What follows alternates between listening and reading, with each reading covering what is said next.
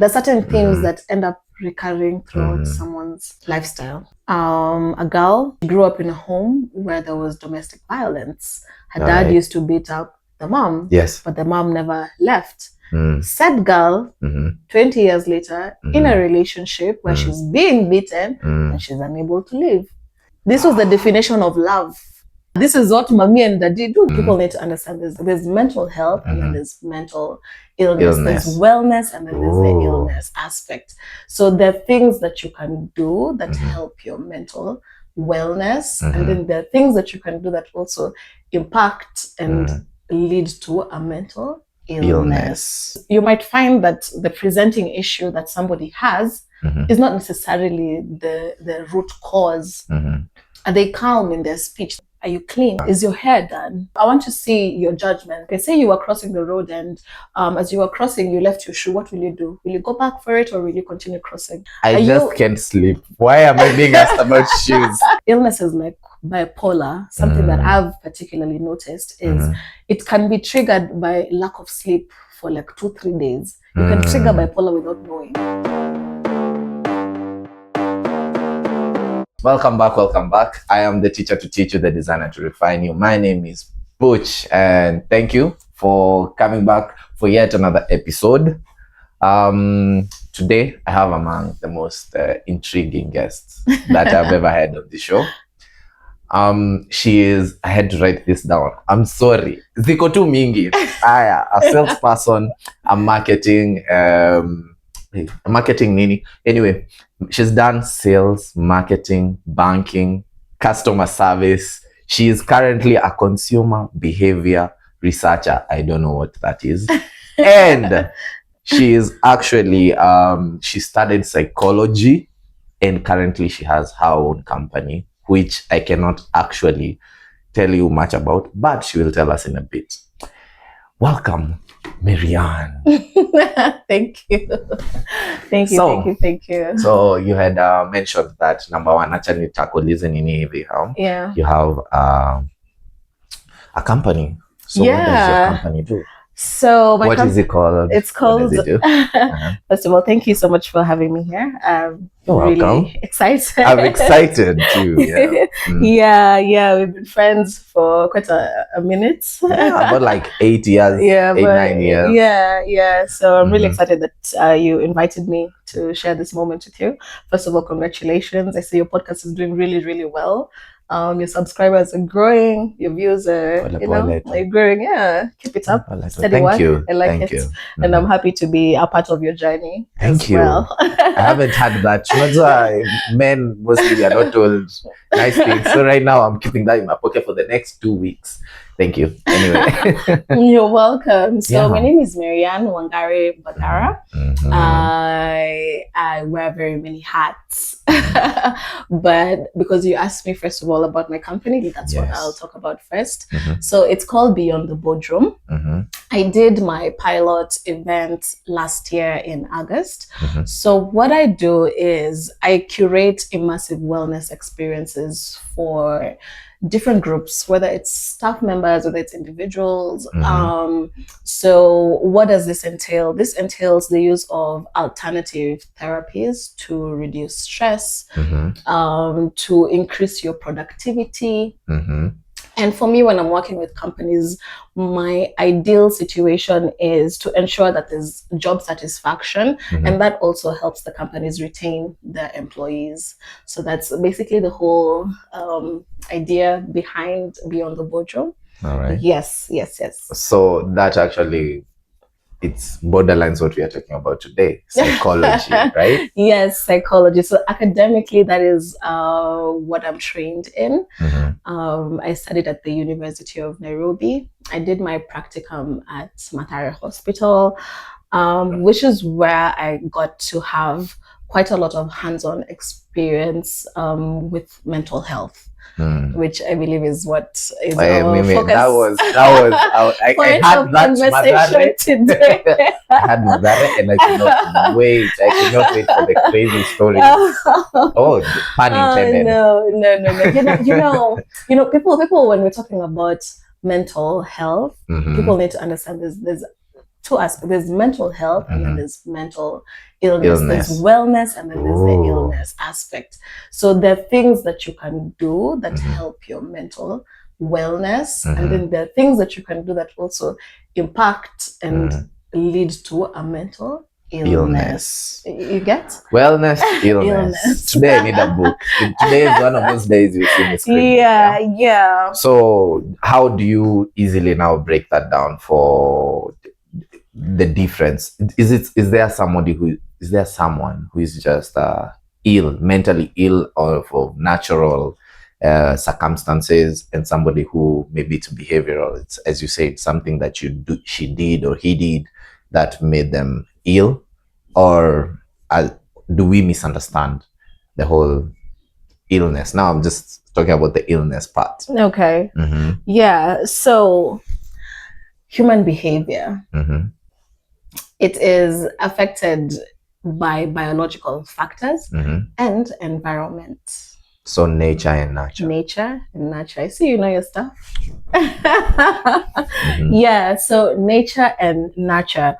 So the answer to that question is very it's yes. It's yes. It's different factors can actually lead to mental illness, and it can be biological or it can be the environment that you're in. Oh, all right. Yes, so and the habits that you have. Yeah. Fair. So now, when you're dealing with mental illness, you first of all have to basically break that down to that point where if it's off of natural causes or if it's behavioral. Yes. And if it's behavioral, that's where you come in, I'm presuming. Actually, so the difference is what I'm trained in, like there's a psychiatrist and then there's a psychologist. A psychiatrist is somebody who has done medicine as an undergrad, and then they specialized in psychology. So a psychiatrist can prescribe medication. Okay. And as then a psychologist, I cannot prescribe medication because I'm not trained in medicine. I have always asked myself, is a psychiatrist as psychologist? So yeah. And so when it comes to figuring out what exactly someone is suffering from, it is not a one-off thing. It's something that you have to observe, because you might find that the presenting issue that somebody has is not necessarily the root cause. Maybe you'll find the presenting issue, somebody comes to you, they're unable to sleep at night. Insomnia. Yeah. 3 days, 4 nights, they're continuously unable to sleep. But that's a presenting issue. But when you dive deeper, you find that something happened. There's an underlying issue. Something happened that is keeping this person awake. You understand? Now I get it. So now when it comes to diagnosis or diagnosing somebody with a condition, you have to follow certain types. There's tests that we do. By the way, I've always been, is it basically the you need? I ask you a question and then I ask, what are you scribbling? So there's, exactly. So whenever you see like a psychologist has a book they're writing, or they're writing down notes as they speak to you. Yes. There's certain things that we tend to look at specifically. So there's the initial mental assessment, and then now we go deeper. So first of all, we can look at somebody's appearance. We look at how they're speaking. Are they calm in their speech? The intonation of their speech. Is their speech pressured? We look at how they're grooming. Are you clean? Is your hair done? So these are very small things. Yeah, but I'm observing. You can observe, yes. Yeah, I'm just looking at you and I'm observing. I'm just writing down. And then I'll ask you a question maybe regarding, I want to see your judgment. I'll ask you, okay, say you were crossing the road and as you were crossing, you left your shoe. What will you do? Will you go back for it or will you continue crossing? So that tells me. I just can't sleep. Why am I being asked about shoes? Anyway, continue. You know what I mean? Yeah. So there's different ways to get to a diagnosis, but there's also standardized tools that we use. Okay. Yeah. So it's not a matter of somebody just comes here, they tell me this is what's going on, and then I plaster a condition on them. so the tools that you're using, are they theoretical? Are they actually physical? They're standardized tools. They're tests that we give somebody. They answer yes, and then so you're giving me a paper, nikijaza ama it's actually probing or something. I don't know. So every tool is different. Every tool is different. Sometimes I can just do the speech therapy where we're talking. I'll ask you questions and I'm writing down. All right. Yeah. Okay. And sometimes maybe like if I'm going to an organization, I want to do a personality test. Oh yeah. I'll hand out questionnaires, a questionnaire, that tool specifically. So when somebody is answering questions based on their particular personality, I'll come and do the analysis, and then I'll be able to formulate what personality type they have based on the answers that they've given. Yeah, on the situational context of what they would do in certain situations, because that's what basically the tools are for. Okay. Yeah. All right. Yeah. So now I get it to that angle. Yeah. You give tests, and then from that there's something that you'll derive. But now how does this lead to whatever is the underlying cause? Okay, so now from the analysis, we're able to, there's a book called DSM. So the latest one is DSM-5. So DSM-5 is the what's backbone. DSM? It's our Bible. Please don't use that word. It's scripture. Okay, so does it have? Is it an acronym? Actually, yeah. It's okay. It's okay. You're connected. Let me just because I can't have all the answers in my brain. No, it's those things where you just like echo, and then you find yourself. You've used it for so long that it's DSM. Yeah. So in my head, I'm just used to calling it DSM. But it's called Diagnostic and Statistical Manual of Mental Disorders. Yes. Yeah. Okay. This is the 5th edition. This is the most recent one that we're using. It was released in 2022. Okay. So this is the most recent one that we're using to help us do diagnosis. So whatever analysis we do from the symptoms that you give us, we refer to the diagnostic manual that helps us identify which particular illness we're handling at this particular point, and then it also gives us action plans, and it gives us a management plan as well to help manage that particular condition. Oh yes, now it's even because it's like a combination of hundreds of years of research put together. So it's case 1, case 2 until 100 years later. So you can imagine, like, this is caseworks. This is like dating back to 1926, basically. Yeah. So there's been congruencies in so many of the cases that we can identify. When it is bipolar, this is how it presents. This is how it looks like. This is how the management plan can be. Okay. This is the action for this. Basically breaking down the kind of actions. Yeah. So we also have that book that guides us, which is now the DSM. All right. DSM-5. So there is the test, analyzing the whatever comes out of the test. Now with the DSM. And then now what next? Now we manage the patients. That's why we have sessions. Patients come in. So it's more of like, you're not necessarily telling someone what to do. But you're guiding them into a place where they can discover for themselves, basically. Yeah, they can get to a place of mental wellness and continue and reintegrate themselves back into society and continue functioning as a normal human being. Because the whole aspect, mental illness, segregates you from society. Yeah, I can tell that. I'm sick in the head. Okay. No, anyway. So the whole aspect of from illness to wellness is to reintegrate you back to society as a normal functioning person who can work, who can survive, who can fend on their own, who can stand on their own 2 feet. All right. But there's still something you haven't quite given me.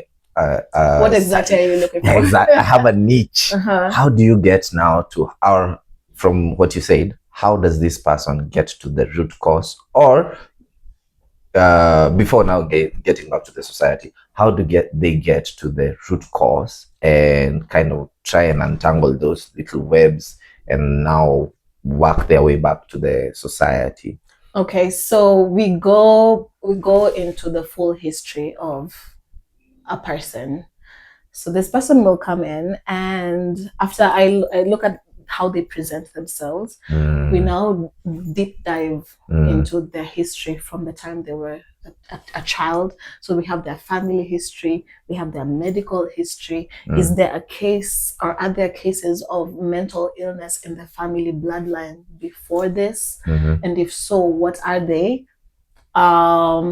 We find out, was there a particular event that triggered now that actually takes me back to this now illness? Because you might find, especially like illnesses like bipolar, something that I've particularly noticed is it can be triggered by lack of sleep for like 2-3 days. You can trigger bipolar without knowing. Yeah, please, I have suffered insomnia before, so now I'm curious. So like certain events, certain things can happen and you end up triggering your mind. Somebody can literally have so much stress, okay, that they become someone else, basically. That they become sick. Yeah, like you literally, it becomes psychosomatic. Where what is psychosomatic? Psychosomatic is a condition where you manifest you manifest physically an illness because of not being okay. In your mind. Okay. Yeah. So okay, back to your point now. So when you go through somebody's history, especially we look at when they're growing up. So the conditions around that, the environment around their growing up. A lot of people don't account that for their childhood traumas to have an impact. Yeah, to have an impact on their adult behavior. Life. Yeah. Okay. Yeah. So there are things that you went through as a kid that are forming your opinions, your behavior as an adult. And if you don't heal that part of you, you won't function as the best version of yourself as an adult. The best thing about podcasting is there's somebody, I can't remember who sat there and said, basically people actually take their experiences directly associate to their decisions. Yeah. So that's exactly what you're telling me. It doesn't, you can try and ushindo kiambia to get better, but unless they actually make that decision for themselves, that you're not doing much. Yeah. So that now leads me now to case number 1 was, I come to you with insomnia. And now I have to talk about crossing the road and leaving a shoe. And I have now to go back 20 years ago because basically I can remember my lifetime from when I was 6, 7, and now I'm calculating. Now I have to, from the sleep that I can sleep now, I have to check 20 years ago.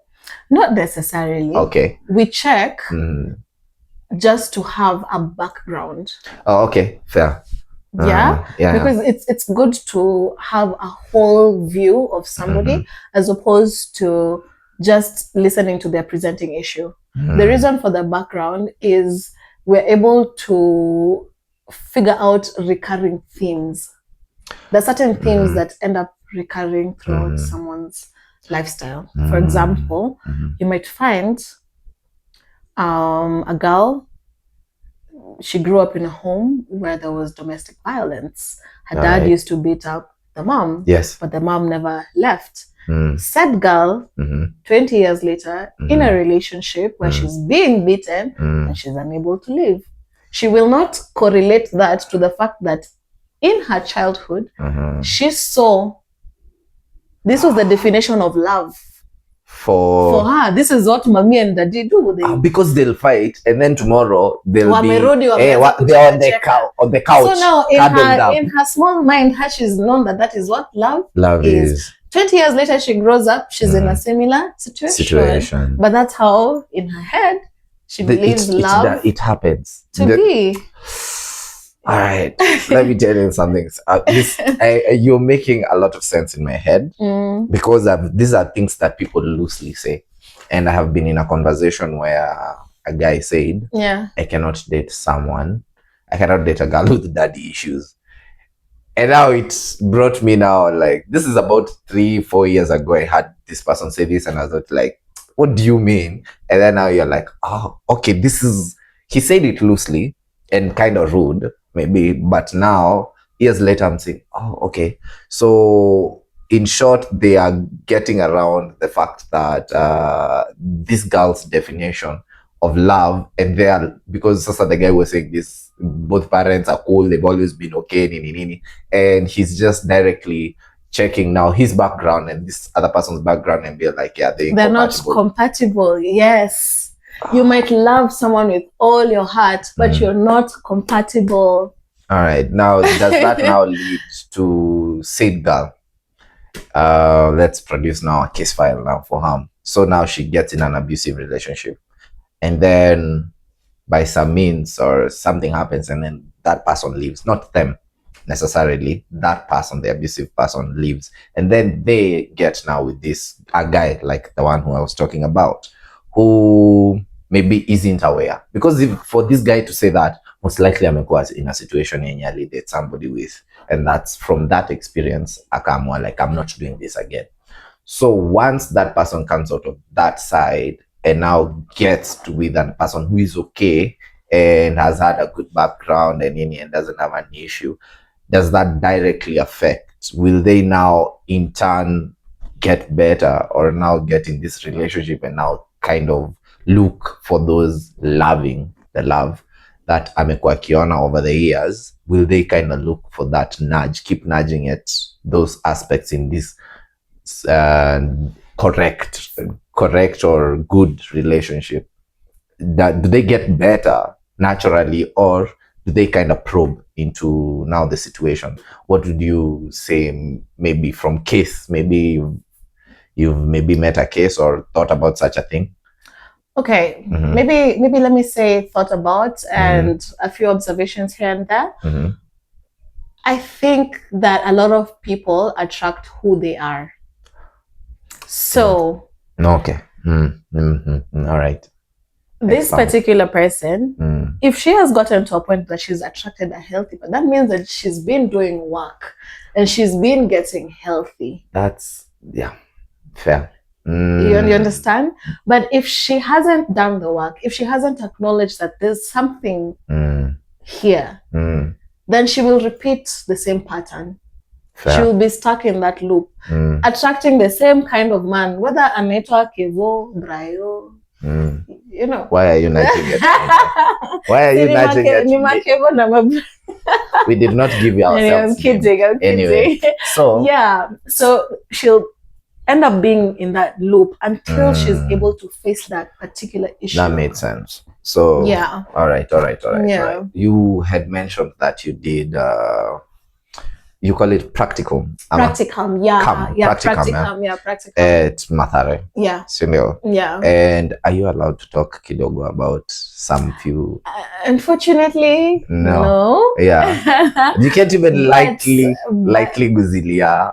Okay, I can give a general overview of that experience. Okay, yes. And what I think it's one of the things that truly radicalized me. As you mean person. In what sense? I think my opinion on mental health, I think I really opened up because mostly I was just in class. I hadn't done it practically. Then when you come practically and you see that for real people are sick and it can be anyone, that's what really shook me. It can be anyone. So it can affect. It doesn't pick and choose. It can be anyone. I saw extremely bright young minds, A students from Kenya High, from very big schools, A students, people you cannot even expect. You look at their profiles and you're like, wow, okay, what happened? You know? I actually understand. I remember even in rehab, very big, prominent people, yeah, struggling with alcoholism. Yeah, that's a huge problem. Yeah. But yeah. So there's no one is really safe. You have to actually work at it. Like thinking that, oh, this could never happen to me. It's like theft in Nairobi. People are like, "Mi siwezi ibiwa." Yeah. And then you're there, right? You're there, right? You'll be surprised. Yeah. So you'll be surprised. Yeah. Basically, what you're saying. I think it really humbled me. That's what I mean. It really humbled me to see that, and just learning how to be kinder and more gentle with people, because you don't know what somebody is carrying in their heart. You don't know. Genuinely, you have no idea. And when we're out here acting as if, we're so nonchalant, like we don't care, hurting people, you know very well you're affecting somebody's marriage. There's a woman, someone crying, and you're sleeping with her husband. It's the truth. Yeah. I mean, so all right. There's a husband somewhere who's anasikia vibaya sana you pitting with the wife. Like, why are you doing that? Or why are you being mean to your classmates? Why are you spreading rumors? Why are you hating on each other? Like, do you not realize we do have an impact on each other? We only have each other. So how we treat each other, it really does matter. Actually, now that actually is a good segue now to the topic that we were actually having for the day. Yeah. The Maslow's hierarchy of needs. Yeah. Because what I did a bit of research here and there. I was like, I am intrigued. Let's see. Kidogo. Yeah. I'll say my layman's understanding of things, kidogo. And then you can maybe clarify it and then maybe expound on it. So, okay, yeah, sure. Let's everyone has motivation for doing whatever they do. All right? Yeah, human behavior. Yeah. Human behavior has motivation behind it. Yeah. And case number one, because I like parables and stories and it's basically kuna mwizi mahali mwenye they need to eat, basically. Yeah. So they go out there not thinking about maybe because we usually think ati huyu mtu anaibia mtu kweli haoni anatesa mse mwingine, but that's not what basically the thief is thinking. Yeah. He's thinking, I am hungry. Yeah. I need to eat. Yeah. So yakipata hiyo so mbili directly goes into their physical needs. See what I did there? Yeah. So physical needs. Yeah. So him getting that. And then now from there, now after they are full, the decisions most likely would be different and than when they did it, because akisha shiba, maybe they'll even feel bad about whatever they did. But their main motivation was now the physiological. Hawezi fikiria ukiwa njaa, hawezi fikiria ukiwa like kiu. That's what I got from the first step. And then the second one, I have to check this. They just run. The next one is safety needs. The safety needs. Yeah. Now, after they've already solved now that case now, maybe ameshiba, ameenda ametafuta hata ka job sasa. Yeah. Because I was like, I can't go back there now. Yeah. And then ametafuta ka job. Yeah. And then this job fulfills their like anakula, ananini. But now there's now the second aspect now they look for. That is like sasa a home.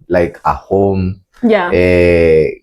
Now sasa yeye anafikiria sasa now that next step. Yeah. And once and everything, they'll do anything within their power now to get that. So the need is different. They'll do it now within that work. Yeah. And after they get a home, it now goes to the next step. Which is love and belonging. Yeah. They look for someone and with the intention. Kama wewe sasa atakuwa na ile intention. Oh, nilikuwa mwizi siku moja and then I got this job and then so they'll have that in their mind, and then they look for a wife to get kids, not even like for love to get kids just so that I feel like now ni napendwa. And then moving on to the next step, which was esteem needs. Esteem needs. So the way I thought about it is, by this time huyu mwizi ako 40. Ako 40 years old, and now they'll need they've already done this job for maybe 10, 20 years. And now they start realizing that they need something. They cannot just wake up to go to work and come back. They need something that to boost their confidence, so they start doing something outside that loop. Now to have to maybe start up, even if they're still working, they'll start up something on the side that maybe doesn't even bring much, but it gives them something. They'll try and show the society, by the way, I am this person. And then from there, now through that thing, they get to the final stage, which is actualization. You and I only mark self-actualization. And by the end, wako ka 80 hivi, and then even if they pass, they're like, I became someone in life. And I also realized only a few people in the world get to that point of self-actualization. Yeah. So how did I do? You did quite well. Make a 6, 7. You did quite well. Let me 6, 7. I don't know. I have no idea. To this day, I have no idea. That's how you know we're growing old. Yeah.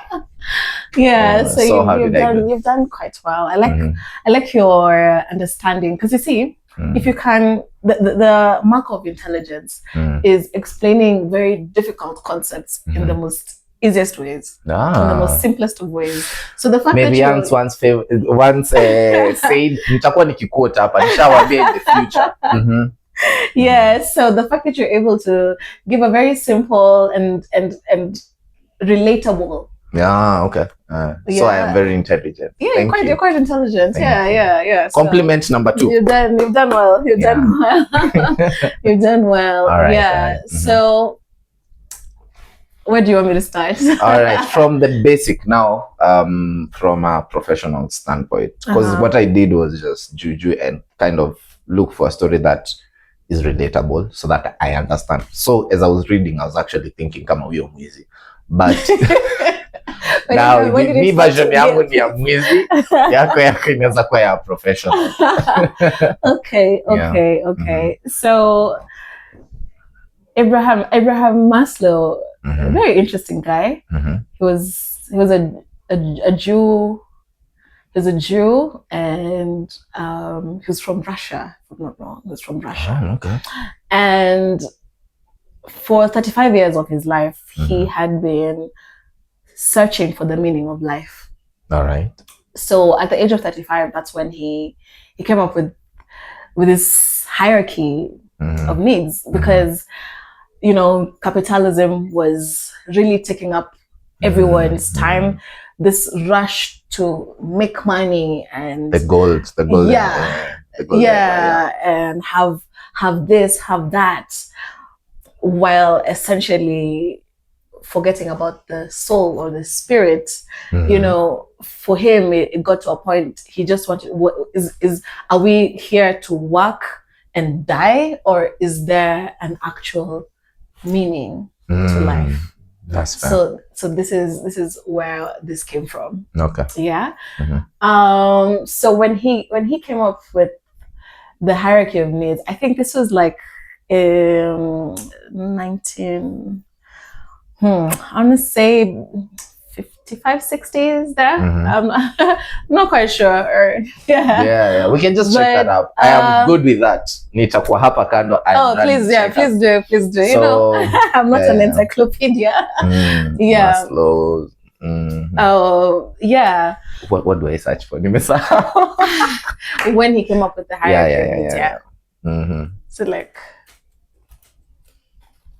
it's okay. I can be talking to so I think it's also important to understand, like, at that time, what was happening in the world.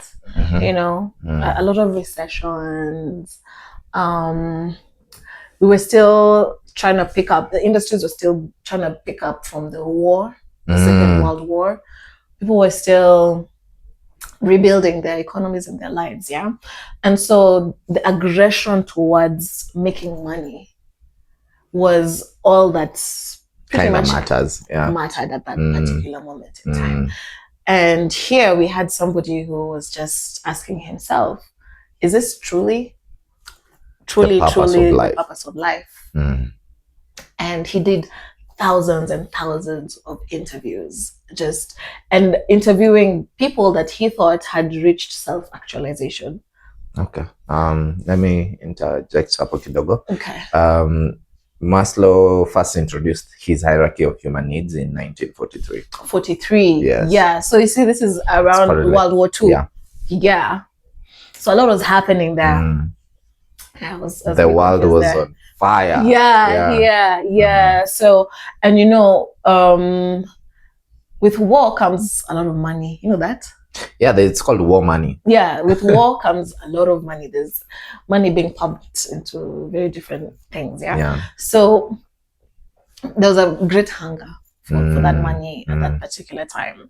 And it was interesting to find that somebody was asking, okay, so how did we get here that we are killing each other? What is the meaning? What's the point? Why are we, if we're bombing each other, if we're killing, if we're going to destroy the whole, then what's the point? So he interviewed like the 1% of the 1%, like people who he thought had self-actualized. Did he ever get to Einstein? Because was Einstein still alive at this point? I don't know. Yeah. I think at this particular moment, old, Einstein had gotten American citizenship at this particular time. Yes. He was moving to America, if you remember correctly, because he was being forced to choose to either support the Nazis, because he was German. Yeah. He was German, yeah. So, and he wasn't for Hitler, if I'm not wrong. Please, that's not your unique. I'm not sure, but I love it that you have your history check. It's very hard to actually find people who are basic interest in history. It's very hard. So I'm actually astonished. I'm just here like, yeah. So at that particular time, he was being offered, I think, citizenship he was actually offered because in the US. Oppenheimer actually there's a piece in if you watch the movie, that he pops up somewhere. Okay. So, and Oppenheimer is basically within this bracket of time. So by this time he was already okay.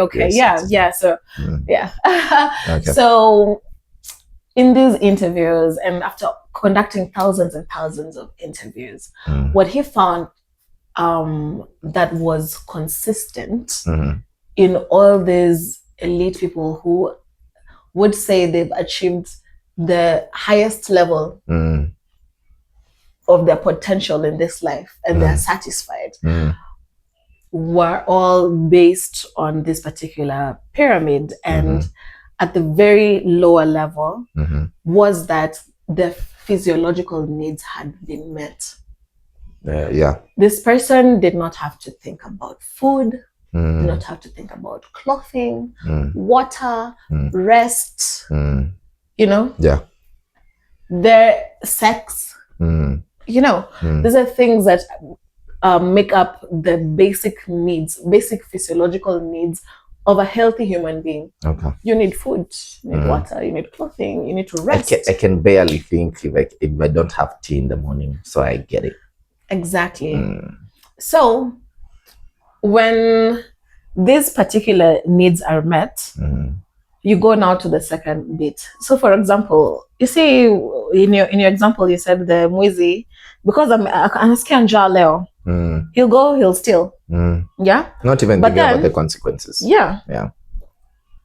Maybe one day he meets consequences. Then he decides, because he's met the consequence, he now wants safety.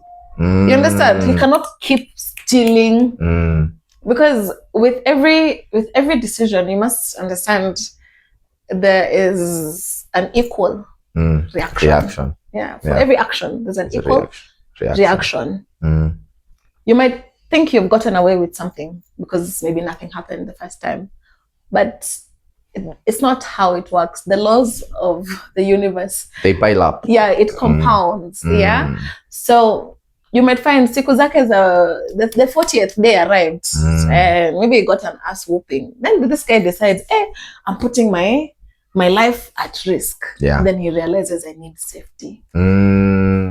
So what does he do? He looks for a job. He looks for a job. So that now he stops stealing, so that he doesn't have the consequence of either being put to jail or death. You understand? So he goes, okay, I need safety. So I need to find a job. What else do I need? How else do you feel safe? You feel safe when you have a home. So it looks when you have a home, when you have a shelter, when you have a safe space where you can just go and take a breather from the world. That's the second need of the hierarchy. Yeah. So you find that once you have this particular job, so you have this job, you have the job security. So you're not necessarily hungry all the time. You have your food, you have your clothing, you have somewhere to rest. You're satisfied. Yes. You have that job security.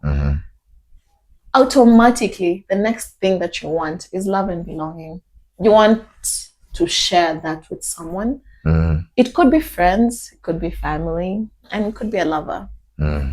So naturally, at that particular point, a man is ready to get married, and so is a woman. You know, for women, I will say, those who are lucky enough to have their physiological and safety needs met at home, you find that it could be a bit easier for a woman because she already has that. She's loved at home, literally. She at home, her physiological needs are met. She has food, she has clothing, she has shelter, she has rest. And she's safe. Even if she might not have a job. But ako kwa baba yake, ako kwa baba yake, ako kwa mama yake. So you will find a girl like that can easily jump into love and belonging. Fair. Because she's already safe at home. Yeah. But on the flip side, you'll find there's a girl who does not have her physiological needs met. Yeah. Who does not have her safety needs met. Do you think that girl will go for love and belonging if she does not have food? If she does not have clothing?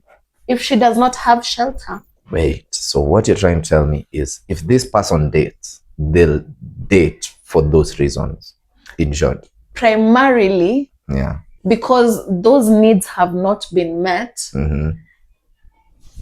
Until they are met, for her to show up in love and belonging at 100%. Yeah, okay, you've cleared that up now. Yeah. It needs to be there. She has to feel comfortable. She has to feel safe. She has to have food. Otherwise, this girl will move and do whatever she needs to do to put food on her plate, to put clothing on herself. Yes, that's true. To feel safe, to get a house. Those will be her priorities. So it's not just for men alone. It's both man and woman. Because look at the society we live in right now. That actually kind of explains something. Let me just interject, kidogo. Okay. It explains why, like, unless I can, as a man, actually show that I can provide the physiological needs and the safety needs, I have no business actually trying kukatia huyu msichana. Yeah. Because she will look at everything from where she's at home, and that's already safe, and that's already the physiological needs are already met. Yeah. So they will basically, kama hauna, if you cannot provide for these things, then you have no business actually dating, in short. Yeah. because you see, that explained a lot. Yeah. Even as a man, are you going to worry about your own food, your own shelter, and then another girl's? Do you not want, first of all, to be secure in yourself before you bring in a woman into this situation? Essentially, you are the provider, you are the protector. No man wants to feel as if the woman is wearing the pants in the relationship. Yeah, that's true. That's emasculating for a man. A man wants to feel like a man. And how does a man feel like a man? By providing for his woman, by ensuring the lifestyle that she had at home with her parents, or that she provided for herself, he can maintain it and even upgrade it. But if a man, you don't have that confidence that you can do that, I would strongly suggest, In short, what Maryann has told me right now is, please get away from me. If you see me, run. Basically. Yeah. And I'm not trying to say that you cannot work at these particular needs concurrently. I'm just saying that if you can follow each step, it would be easier. It will even be easier on. Now, from my side, I can only talk for the men now. Yeah. It is easier now to understand where you are, what you are working towards. Yeah. Can I provide for myself? Yeah. Yes. Then do I provide safety even for myself? Yeah. Yes. All right. Then now I can move now to love and belonging. Yeah. And so you see, when you get to love and belonging, it's an interesting dynamic, because you find, like, a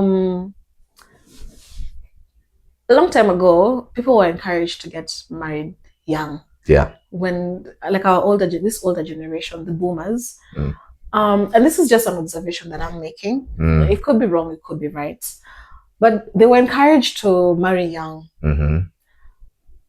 which is, I think, an okay thing if their physiological and safety needs had already been met. Here's what I feel about that statement. Kitambo, though, them getting together actually provided for that safety, from the physiological needs to safety, and concurrently, by them coming together, now they solve the love and belonging. That's what I feel. Currently, I do not think that's what is happening. But Kitambo, this man, the safety that a man needs is not physiological. It is emotional, mental, psychological, knowing they have someone to trust. And on the other side, the lady, what they are looking for is security, literally, from now the physical security to now emotional, psychological. So by them coming together, it brought that part of safety in Afunga. The physiological one, already these two people, for them to get together, to even the likability. You can't, if I'll be honest, nikipatana na uno na kancha. And even parents would be very supportive. You would find that they would give them land to start. They would give them something to start. Actually, let me tell you a funny story. I'm sorry, Dad. I am sorry. We've ever been just seated with him and it's like, bedeni kona kashaba mahali, Brian. You know I can give you, lakini haukai huko peke yako. Ukai huko peke yako. Ile siku utajisikia unataka mtu kuja nikupee shamba. I was listening to him and I was like, no. But in my head I was like, oh, okay, that makes sense physiologically, but priorities zilikuwa different. Zilikuwa different kidogo. Yeah. But you saying that actually, like, it shines light on that. That these people coming together was actually securing. Ni kusecure hizo vitu mbili. Kuna safety na kuna now the father to the daughter doesn't have to keep thinking about this girl. Yeah, safety. Where is she going to sleep? Where is the home? Where is the house? You know, you would find a man would have to build a house before he brings a woman. You know, that's true. Right now, okay, things are, I mean, it's the 21st century. I still do believe people do buy houses and apartments and land, you know, to make a woman feel secure. I hope that's the situation. Yes. Let me just break something down. As a man, I can survive with cartons. But the thought that you coming to, even as a friend, as a female friend, the guys, kujeni mkae kwa carton yangu hapo. But me thinking about now the even the female friends that I have, hey, I need now my house to kind of look some sort of way. So I did naosha before kujeni. That's what happens. So I actually understand that. Anyway, continue. So you find with love and belonging, what it does, I think it does something very, very beautiful actually to the cycle of somebody. When you have that love and belonging, you start like really believing in yourself, really seeing yourself from a different light. Like, oh, I'm able to provide, I'm able to give her this. And as a woman, you're like, oh wow, I can build a home. I can take care of my man. My man is at peace. He loves to come home to me. Yes. You know, so there's a confidence that comes on both sides. Because you see, women are extremely emotional beings. Yes. And men are very logical. So when a woman comes and gives logic into your lifestyle, because you find a lot of men hawajuangi kujipanga. It's when a woman comes, the babe will come and be like, hi babe, let's can we do like a food menu, can we do a budget for the food for the month, unaona? So unaka kadem kanaka, hey, okay, what is this, you know, ananipata na pan na sufuria moja. Hey, it's like, hey babe, no, let's do this kidogo, maybe let's buy some flowers and make the house a bit beautiful. Yeah, you know, a man is not thinking about something like that. Yeah, that's true. But men are visual creatures, and if a woman can create a beautiful environment for a man, then man is able to think. He is able to come up with new ideas, to make more money, to have even confidence to go out there and just, you know, get it. You know, let's go get it. Yeah. Yes. Yeah. You underestimate the power of just telling a guy, you look good. Oh, I had something happen, and this is a while back, but naibebanga hivi. Let me just show you how that nini works. I got out with a friend of mine. She was all dolled up, looking all good, much like her, by the way. You look stunning today. Not today, you look stunning. Always. Thank you. And then I'm just walking, and it was actually a few blocks from here. Yeah. And then there was this garbage truck that ilikuwa inapita. And then mse akayel. Kutoka kwa hiyo juu hiyo truck. Akayel. Nani kama wewe hivika? Wewe. Hey, nilibeba hiyo kitu for like 2 weeks. Nani kama mimi hivika? Nani kama mimi hivika? It had an actual effect to how I faced the next, actually until now. Because nani kama mimi hivika. So that's actually true. Yeah, you know, words have power. Words have the power to move men's souls. And when you realize that in love and belonging, you receive affirmations, you receive reassurance, because somebody is building you up. That's how you end up building now your self-esteem. Now we go to the next higher level, which is your esteem needs, your self-esteem. Now, because, you know, there's somebody loving you, somebody affirming you, somebody telling you beautiful words, kind words. It's like you're rewiring your brain and relearning, because I feel like when it comes to love and belonging, even how somebody loves you teaches you how to love yourself better. Yeah. You know, because you'll notice somebody and how they treat you, and you're like, wow, how come I don't do that for myself? And you start doing it for yourself, and then now you're like, oh wow, then now you wanna do it for others. So that love ends up spreading across to your closest family members, your friends, your workmates, your community. But it started at home. Damn. You've broken down. So the ripple effect. So now, because of the ripple effect, now your esteem has grown, because now even amongst your friends, amongst your families, they realize you're different, you're kinder, you're generous, you're more loving. So people, they want to associate themselves to you. So now it enters your esteem needs. So now, because people want to associate themselves to you, you want to garner their respect. You want that confidence to have to continue, you know, saying, you know, that's the time somebody does a master's, they go do a PhD. Amata mtu anarudi shule, anaanza tu shule all of a sudden. You know, somebody who probably was working with his hands his whole life, maybe like he was a mechanic, then decides, you know what, let me go study engineering. Yeah. At this point, like, you know, at this point, I feel like nimefika hapo sasa. You know, now Ali struggled from mechanic just to meet his physiological needs. Akafika mali ako na safety. Say maybe he has like 10 clients, and each client is giving him like 100 G's. So it's okay. Then akafika kwa love and belonging. Now this person is feeling confident. They're like, but I can even go to school and study this. Now that's why your esteem needs are met. Oh. Yeah. All right. Yeah. Now I'm following. Now I'm following. it's building up, yeah. So with the esteem needs, something interesting now happens here because you become someone that you never thought you could be. Wait. You unlock a new level it's like, of self. Yes, that's actually what I was. Yeah, it's like you unlock a new level of self, and you realize that you have power within you. You have the power to control your destiny and your life, and you cannot get there until all these other needs are actually met. I mean, you, like I said, it's not impossible to work on all aspects of the hierarchy and their needs, but it is easier to do it step by step. Damn. Because it flows better in that way. But you can't work on all of them. That was actually now my next question. Is there a way of, is it that lazima nifuatilishe, or is there a way? No, si lazima.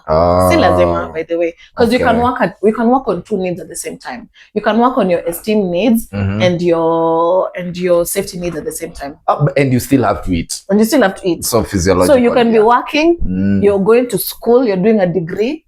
So you see you're working at your, and then maybe there's like a girlfriend somewhere. Yeah. You're taking her slowly. Yeah. You see? So you're working on all three at the same time. It's not necessarily you have to work on one thing at a time. I'm just saying it's possible to work on multiple needs, but it's also possible to do one at a time. Whichever is based on your true self, like what you can handle, what you can manage. Because people are different. There are people who can handle all three or all four or all five, and then there's somebody who would rather do things step by step, one by one. Acha kwanza nitafute my physical needs. Acha kwanza nijisolve. This is me. After that, let me secure my job. Let me see if I can buy an apartment. Let me buy a house. Let me buy a piece of land. Nikipata hii shamba, I think now I can get like a girlfriend. Yes. You know, and then confidence there's somebody, and then there's somebody who's doing all three at the same time. They have a girlfriend, they're buying a house, they're still at work, you know. That's true. And they're still in school, they're doing their masters. You see, it all depends on your mental bandwidth. Yeah. Because I feel like for most of these questions that I had for you, by the way, I've answered them. You've been answering them too for the body. Because number one, why do we need to understand the hierarchy of needs in this day and era? And I feel like that one we've covered. And then there is, does hierarchy directly impact decision making from when you're an infant to an adult? And I feel like we've already covered that in the insomnia conversation. And then there is, can somebody be struggling financially but still be psychologically fulfilled in the modern day? And I feel like we've just answered that. There is this one we haven't. I feel like we've touched on it kidogo, but can you just expand on this one? Is actualization distinctively different for each and every person in the whole world? Yes, because do you know how many we are? Let me tell you, my definition of success is very different from yours. It's very different from the next person. It's very different from the watchman downstairs. Very different from that girl in the salon. Very different from the CEO sitting on a board in the tourism board. Everyone defines what success is for them. And you'll find there's somebody, akona tu kashamba ka 50 by 100, a very nice bungalow, and that's the happiest person you've ever met. Because I'm a self-actualized. To him, that was he wanted to build a home, a house. He wanted somewhere he could call his own, and that to him was the very definition of success. And when he got there, he's self-actualized. He's just happy. He's fulfilled. He's fulfilled as a human. That's fair. I think you've met such people. Actually. And then kuna mtu mwenye akona that same bungalow, and they're just angry. They're not satisfied. They don't like their house. They just want more, because that's not their definition of what success is. To them, maybe the definition of success is to have a Rolls Royce. is to travel the world, is to own a helicopter, is to own a private jet. And until they get those things, they will not self-actualize. That's But true. are you willing to put the work in? So basically what you're telling me is success is uniquely, is it equals or it's at the same as the self-actualization? The self-actualization comes with the success attached to it. The self-actualization comes with you reaching your full potential. In turn, that making you feel successful. So exactly. it's about you. It's about you and how you feel and how you view life now. After you've do you feel like you've used your potential 100% to become who you've always wanted? All right. Yeah. All right. Yeah. Also, this one you've actually talked about it. How is the esteem at the top and not on the lower levels? Because when I was doing my research here and there, I was confused. Self-esteem ikoko juu. No. It needs to come with safety, and after physical needs, and then now you kind of explained why you need to go all through those steps for the confidence to start kicking in. Because I feel like we attack, especially as men, we attack life kind of different in some sort of way, that I have to attach an ego and confidence and self-esteem, while I am still not like actualize these other physiological and safety things and safety situations, right? So I have not yet, but I need to attack every day with audacity, with self-esteem, with confidence, and I feel like this actually flips that part in my brain that because I always think that way. I'm like, I need audacity to kind of move around. But now I'm seeing you actually work through those things, and those things in turn naturally kicking out the self-esteem. Yeah. So it's more like a build-up. You understand? You see, confidence comes from experience. You're not just confident. You have to have something of value that you are giving out that makes you feel confident. Like, you've worked, you know that this works. You can stand before a group of people and explain what you have done, the experiences that you have, and that's what builds your confidence. So can you imagine the confidence you're building from the point where you get over your physiological needs, you get over your safety needs, you get love and belonging. Can you imagine the compounding? So by the time you're reaching your esteem needs, the level of confidence, because it's the experience of it that gives you that confidence and gives you that esteem. Because you remember, you actually see what you're made of, what you're built of. Because you had to, at every point, face yourself and ask yourself, okay, this is where I'm at. Where do I want to be? Can I do it? Yes. You go and you did it. You do it. That builds a lot of your confidence and your esteem. All right. That's fair. Yeah. And now for the last question, it was, how is it possible to actually teach and break down all of this information to young kids as they grow? And for this ones, I actually had like a case. Okay, let's hear. I'm listening to this was actually off of a friend of mine. She has a kid in a public school.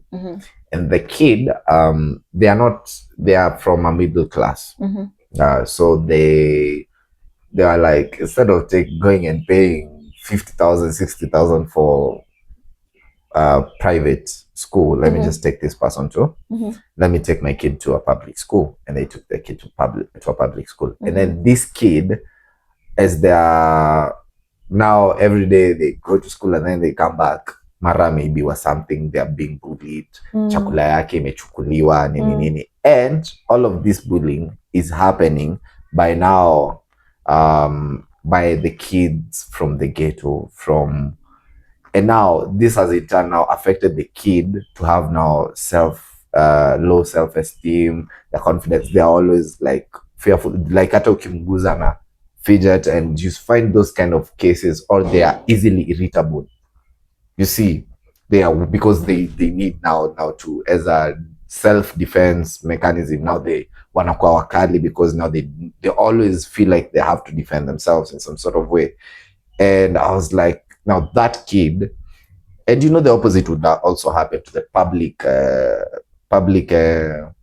let's say umtoi mwenye ametoka ghetto, and then they perform well, and then they go to a good high school, and then they feel out of place. Bado in that high school they performed well, so they deserve to be in that high school.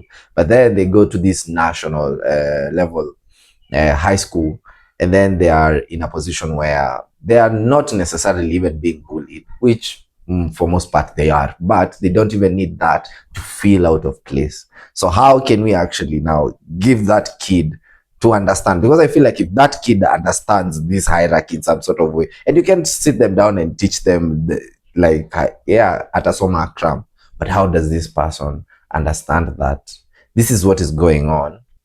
So it's affecting who you are becoming.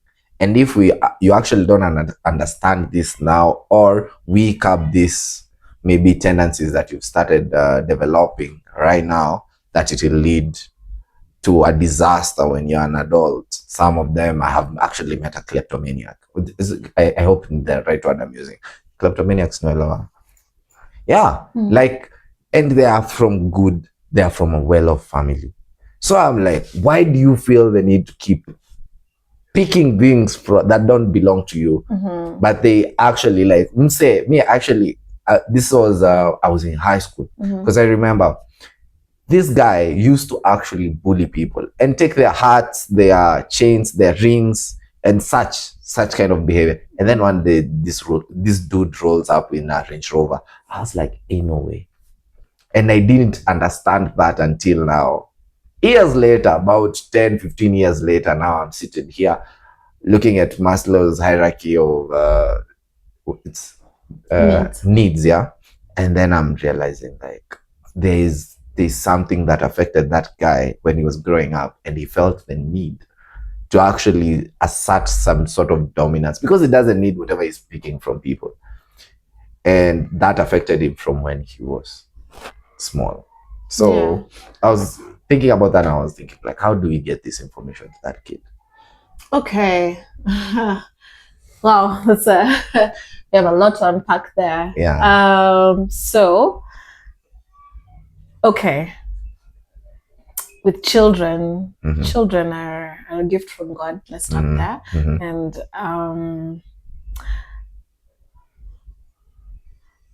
the application of the hierarchy of needs when it comes to children is maybe the application is a bit different because it has mostly a lot to do with the parents, not necessarily the child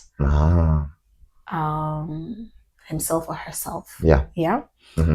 However, what I'll tell you is developmentally, there are different stages that a child will go through, and in each stage there are specific needs that the things that they need to learn. Okay. Yeah. So you'll find, I think in this situation you're talking about a high schooler. Yeah, there's case one, case one. So you find that, like, in high school, a teenager is battling a lot of identity issues. Yeah. And so what is the role here? How do we ensure that they are not prone to peer pressure and they understand who they are? As I've said, the parents will play a very key role here. Yeah, because at that age they want to do what's cool, what their friends are doing. Yeah. However, if as a parent you are present in your child's life, because you see,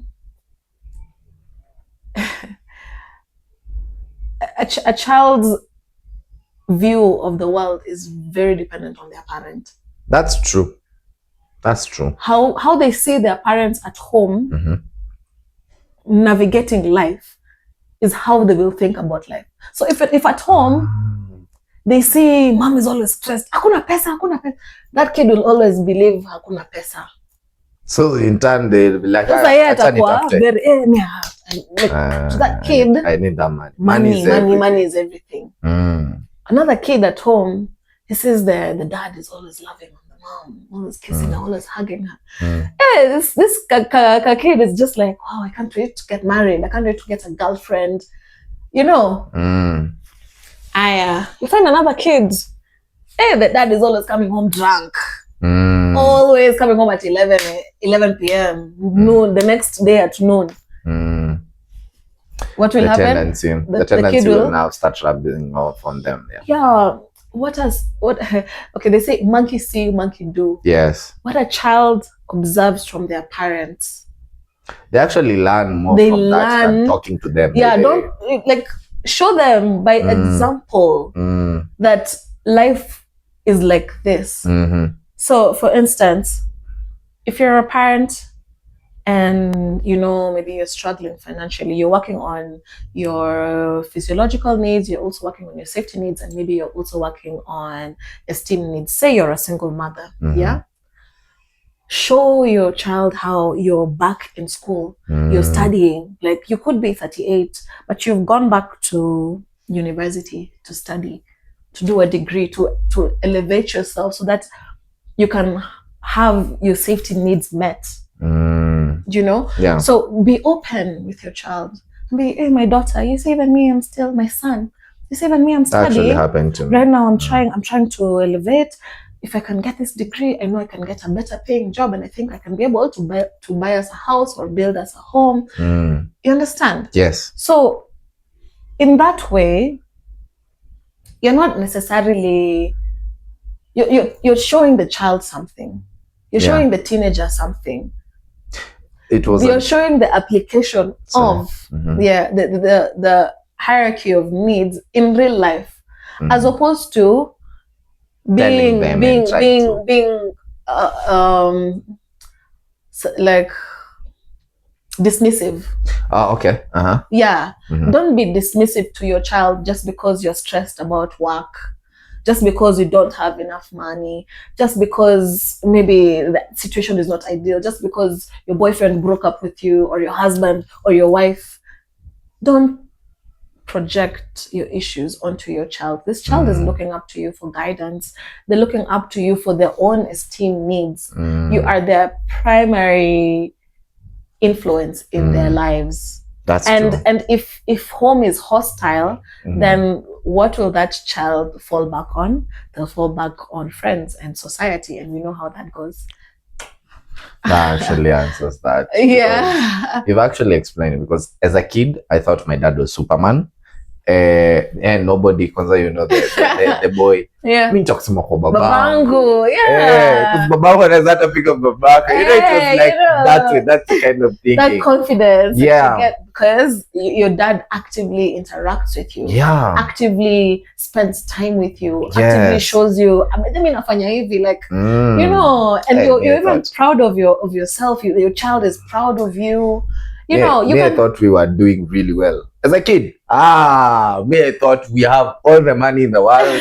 we are like, by the way, we are doing business, because that is the kind of person who would like follow, like, kuja tuende, alafu ende mahali, alafu seme, this is my boy. And then I'm just there like, we are living the life. Aende pale apatane na wazee. And then I'm nyama choma. And then they are discussing their businesses, but I'm following him around. And I actually developed now a business mind from here on. And I knew like, we hustle, we get this money, and actually that's how now I navigate even as a grown up. And on the flip side, my mom, when I was a teenager, she went back for a master's. And that's actually where I started kicking back in, because it had got to a point where I was now struggling with my education in I was like, kama huyu amerudi and life is actually looking much better after amesoma. I was like, like, okay, let's do this. Let me just start. Like that. Yeah, and it took me 10 years to get as curious as you wanted, but we got there. Thank you. So you see, like, for parents, just be intentional. Like, when you see your child likes art, build that up. You see your child likes fashion, build that up. Like, You see your child is into photography, encourage them, build it up, build their confidence, build their esteem, try and invest in their interests, whatever way you can. It doesn't even have to be monetarily. You could just spend time with them doing the things that they like. You know? Yeah, that's true. Yeah, if your kid is into film and photography, like just take them to Tao on Sunday. Like, you know, there's people taking pictures and like let them see that. Just that exposure, you know, take a bunch of pictures with them, with your kids, you know, give them your phone, like, okay, let's practice some nature photography. Let's go for a hike and we take pictures of like the interesting things we'll see, you know, around us in the nature, like maybe the mountain itself, the trees that we see. Like, invest in your child. If you see your child is into music, like take them for these friendly concerts, child-friendly concerts, you know? Take them to the orchestra. Buy them an instrument. It doesn't have to be the most expensive one. You can even start with a recorder. Buy them something to harness that interest, you know? That's true. Just be present, be intentional, and you'll find as a result of that, as your child grows and gets into adulthood, they'll be able to literally apply this hierarchy of needs into their lives because you've been present, you've been intentional about teaching them and showing them that, you know, you see at home, like for example, I remember there's a time when I was a teenager and I really wanted to go for this trip out of the country that the school had organized. But my mom was not in a position to pay for that. However, she was doing her master's, and she actively came and told me, "Oh, my daughter, at the moment, the money that I had, I was actually paying for my master's. But the moment I'm able to finish this, our standard of living is going to become much better. Like you can travel to and better place. It did. You know, you know. Yeah. So because I understood, she spoke to me and explained to me. So now as an adult, I'm able to compartmentalize and realize, okay, so you know, for this particular need to be met, let's first of all sort out this levels. And then we can think about we can start doing that now, hiking. Up the ladder. Yeah, we can go up the ladder. Yeah. So all right. I feel like today has been my brain yangu inachemka. I can actually take no more information for another episode. We'll have to have you back. Please, like tafadhali, we have to do another episode. I would love to come. I'd love to come again and do this again with you. Thank you for being among the most intriguing people in my life currently, and hopefully just please bring all your knowledge. Keep amassing as much knowledge as you can. Yeah, because there's no one mind, especially mine. Yeah, yangu nitalan kutoka kwa yako. I can honestly say that anyway. But I learned something different, and maybe next time we can come and break down something maybe I've learned. Okay. So next time tunaweza come tuongea kunihusu sasa pia nikwambie. Unifundishe mavitu. Nikufundishe kushika rula hapa. Anyway. I'd like that. So for the person who has watched to this point, remember you are wewe. Chukua hiyo simu ya bishta yako, click subscribe, click subscribe by force. Yes, guys, subscribe. And also share with somebody you think this is like, don't usiogope. Share with somebody who will think this is interesting. Yeah. And as usual, take care of yourself, take care of each other, and above all, have a good day. Thank you. Bye.